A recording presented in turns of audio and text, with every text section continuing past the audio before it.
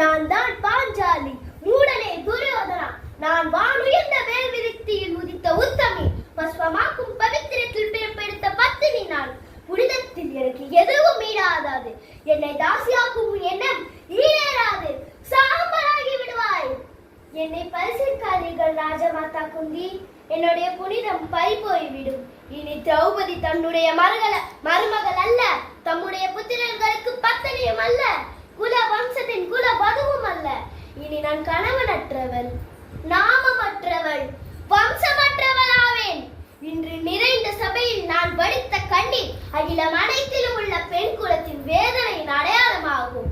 அநீதியை விளைவிக்கும் இந்த அரசவை சற்று நேரத்தில் மண்ணுக்குள் செல்ல இருக்கிறது. நான் மனித பிறவி அல்ல, மரணத்தின் அவதாரம். நான் மேற்கொள்ளும் சபதத்தை கவனமாய் கேளுங்கள். துச்சாதனை உடலில் இருந்து பெருகி வரும் செங்குருதியை